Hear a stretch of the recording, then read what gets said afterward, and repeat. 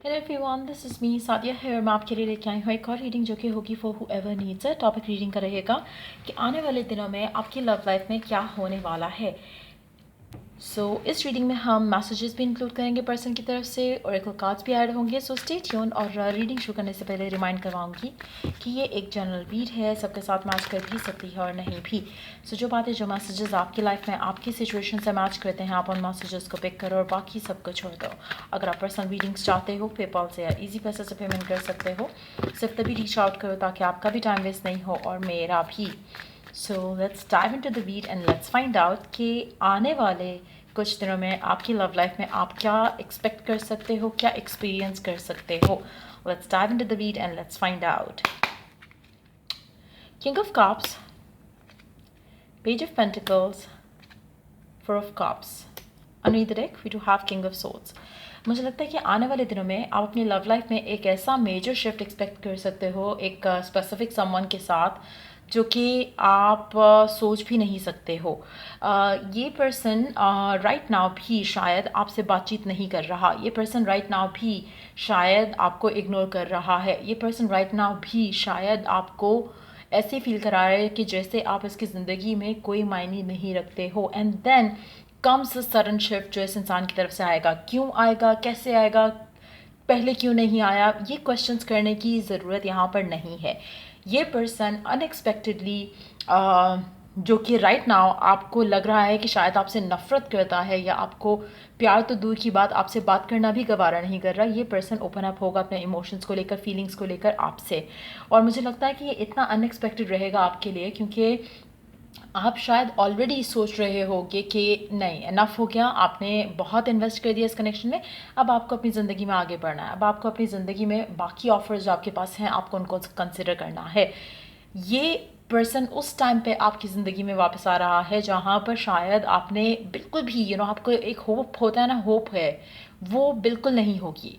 और आपको लगेगा कि बहुत टाइम दे दिया, बहुत इन्वेस्ट कर दिया अपने आप को, अब आप से और टॉलरेट नहीं होता। Being with this person is toxic, आपकी मेंटल हेल्थ के लिए भी अच्छा नहीं है। वो सिचुएशन में आकर आप जब इससे दूर हो रहे हो और कोई उम्मीद ना रखते हुए, मुझे लगता है कि ये पर्सन इस सिचुएशन में आपके पास आ रहा है और इतना अनएक्सपेक्टेड रहेगा कि इस इंसान का ओपन अप करना अपनी फीलिंग्स को लेकर और आपसे अपने दिल की बात कह पाना ऐसा रहेगा जैसे कि एक मिरेकल है। क्योंकि ये पर्सन शायद कभी भी अपनी फीलिंग्स को लेकर एक्सप्रेसिव नहीं हुआ होगा। और मुझे लगता है कि इस पर्सन का आना आपकी ज़िंदगी में आने वाले दिनों में मिरेकल से कम नहीं होगा। क्योंकि ये बिल्कुल ऐसी चीज़ है जो कि आप सोच भी नहीं सकते हो राइट नाउ। और इसमें काफ़ी हद तक आपने बहुत वेट किया होगा, बहुत ज़्यादा आपने इस इंसान को प्यार किया होगा, बट अब वो लग रहा है कि सिचुएशन जो है वो आपको आपको इस इंसान का आपको बिल्कुल उम्मीद नहीं है इसके आने की आपकी ज़िंदगी में। आप आगे बढ़ने का सोच रहे हो, आप आगे फर्दर इंटेंशंस अपनी सेट कर रहे हो कि मुझे अपनी ज़िंदगी में आगे क्या करना है, चाहे वो लव लाइफ पे फोकस करना है, चाहे वो करियर पे करना है, जो भी है, at least you are not thinking of this person right now. इस तरह की सिचुएशन में ये पर्सन वापस आ रहा है और to offer you something stable, to offer you something long term, जैसे शादी, कमिटमेंट, इंगेजमेंट, कुछ ऐसा होगा मेजर इस इंसान की तरफ से आपके लिए। एक ऑफ़र होगी जो कि इन चीज़ों को लीड करेगी। Let's see some more cards. और क्या एक्सपेक्ट कर सकते हो आने वाले दिनों में आप अपनी लव लाइफ में।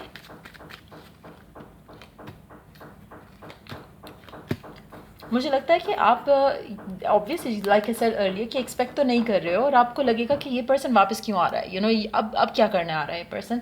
तो आपने जब अपने आप को ब्रेक फ्री कर लिया है इस इंसान से, इसके साथ एक्सपेक्टेशंस को लेकर, तो अब क्यों ये फर्दर इस कनेक्शन को परसू करना चाह रहा है। आपको डाउट्स होंगे, आपको क्वेश्चंस आएंगे इस तरह के, लेकिन मुझे लगता है कि आप कनेक्शन में गिव इन कर दोगे।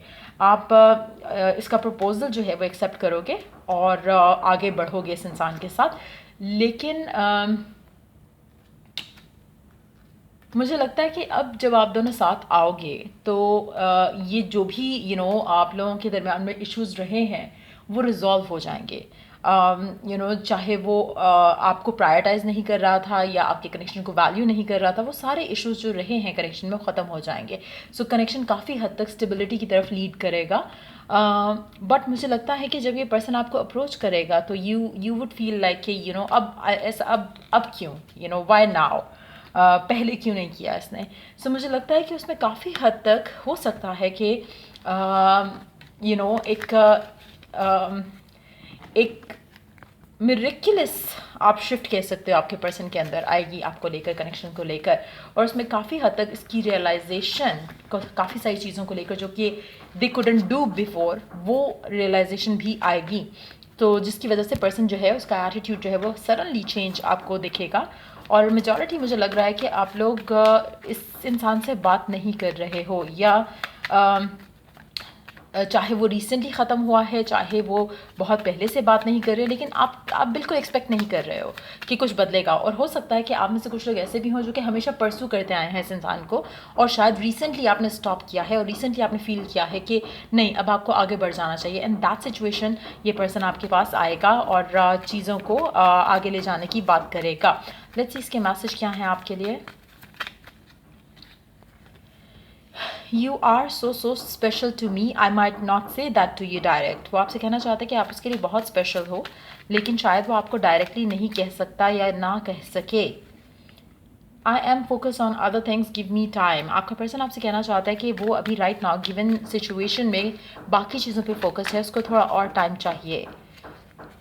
Are you thinking of me. आपका पर्सन मुझे लगता है कि वो आपको क्योंकि मिस करेगा जब आप दूर हो रहे हो, या एक वाइब उसको मिल रही है कि आप उससे दूर हो रहे हो, तो वो डेफिनेटली आपके बारे में सोचेगा और वंडर करेगा कि आप उसके बारे में सोच रहे हो या नहीं. शायद उसको हैबिचुअल है आपका पर्सन कि आप उसको अप्रोच करते हो, आप उसको चेज़ करते हो, आप उसको परसू करते हो, और अब आप क्योंकि आगे बढ़ने का सोच रहे हो, तो आपकी जो एक वॉइड है आपकी एनर्जी का उसकी ज़िंदगी में, वो फील कर पा रहा है, और उसके बाद ये पर्सन आपकी तरफ खिंच रहा है. I am trying to think what I want to say to you.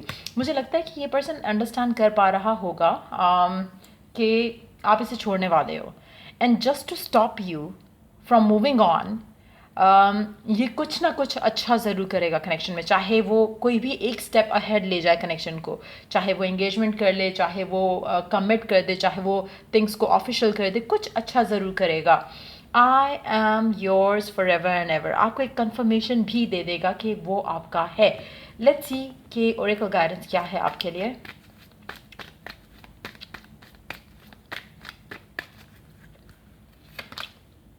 What do you need to release? Again majority लोग आप अभी उसी नेगेटिविटी में हो, उसी तरह के एटीट्यूड में हो, बिहेवियर में हो, पैटर्न में हो, जहाँ पे आप इसे चेज कर रहे हो. You need to release the pattern. Next, hold your vision. आपको जो भी डिज़ायर करते हो आप अपनी लव लाइफ में, just keep your focus to that vision that you hold in your heart. शादी करनी है, इंगेजमेंट चाहिए, जो भी विजन है आपका, उसको आपने फोकस रखना है. कैसे होगा, कब होगा, वो आपका कंसर्न नहीं होना चाहिए. It's time to breathe out. Again right ना आपकी लाइफ का सबसे प्राइम फोकस ये होना चाहिए कि यू जस्ट रिलैक्स. और जो आप डिज़ायर करते हो वो आपको पता होना चाहिए कि this is what you want. जैसे फॉर इंस्टेंस आपको शादी चाहिए, आपको कमिटमेंट चाहिए, आपको रिकन्सिलिएशन चाहिए, वट एवर इट इज़, आपके जहन में वो होना चाहिए. And that's it. कैसे होगा, कब होगा, वो आपका कंसर्न नहीं होना चाहिए. The moment you get into that vibe, आपके लिए चीज़ें आसानी से आना शुरू हो जाएंगी, आसानी से होना शुरू हो जाएंगी. So that's the only thing जो आपको करने की ज़रूरत है, ताकि आप अपने पर्सन की तरफ से ये लव ऑफर जो मुझे दिख रहा है वो आप रिसीव कर सको. एक और चीज़ यहाँ पे मैं मेंशन करूँगी, क्योंकि मैंने जो एनर्जीज पिक की हैं, मुझे लग रहा है कि it's gonna be for those of you जो कि कम्प्लीटली एक तरह से आप फेडअप होकर गिव अप कर रहे होते हो. आप सोच रहे होते हो कि अब आपको ये पर्सन चाहिए ही नहीं है, अगर आ भी जाए तो चाहिए नहीं है. तो उस तरह की सिचुएशन में मुझे लग रहा है कि ये पर्सन आएगा. और अगर आप स्टिल आप उस सिचुएशन में हो जहाँ पे you are waiting for this person, मुझे लग रहा है कि ये एक जो वेटिंग है कि ये पर्सन को आप इतनी पावर दे रहे हो कि आप इसका इंतज़ार कर रहे हो, ये हैज़ टू एंड. और वो लोग जो कि ब्रीद आउट करेंगे, अपने आप को इस सिचुएशन से निकाल कर अपने आप को रिलैक्स करेंगे, और जैसे दूसरे कार्ड में था कि आपका विजन क्लियर होना चाहिए कि आपको क्या चाहिए. आपको शादी करनी है, जैसे फॉर इंस्टेंस जो आपका अल्टीमेट गोल है इस इंसान के साथ, व्हाट इज़ दैट. आपका फोकस उसके ऊपर होना चाहिए without this person as your focus. जैसे फॉर इंस्टेंस एक कमिटमेंट चाहिए, कमिटेड रिलेशनशिप चाहिए आपको, आपका फोकस ये नहीं होना चाहिए कि आपको कमिटेड रिलेशनशिप इस इंसान के साथ चाहिए, क्योंकि तब आप पॉजिटिव नहीं रह सकते हो। आपका फोकस, आपका अल्टीमेट गोल होना चाहिए शादी, हैप्पीनेस, अबंडेंस। अगर आप ये सोचो कि शादी इस इंसान से, शादी इस अबंडेंस इस इंसान के साथ, ये नहीं हो सकता आपके लिए राइट नाउ, क्योंकि आपकी करंट एनर्जीज नेगेटिव है इस कनेक्शन को लेकर, इस पर्सन को लेकर। इस कनेक्शन से, इस एनर्जी से राइज अबव होकर आपको सिर्फ आपका जो अल्टीमेट गोल है उसके बारे में सोचना है, देन आपकी ज़िंदगी में ये पर्सन आएगा। अगर आप स्टिल ऑब्सेस कर रहे हो इस इंसान को लेकर, तो ये आपके लिए पॉसिबल नहीं है कि ये एनर्जीज आपके लिए आए। You need to release that attachment. अगर आप वो कर सको तभी ये चेंजेस आपकी ज़िंदगी में आप देख सकोगे। सो ये थी रीडिंग आप लोगों की। अगर आपको हेल्प किया हो, गाइड किया हो, तो लाइक शेयर सब्सक्राइब ज़रूर करो। और till I do the next reading आप लोगों के लिए, टेक केयर एंड बाय।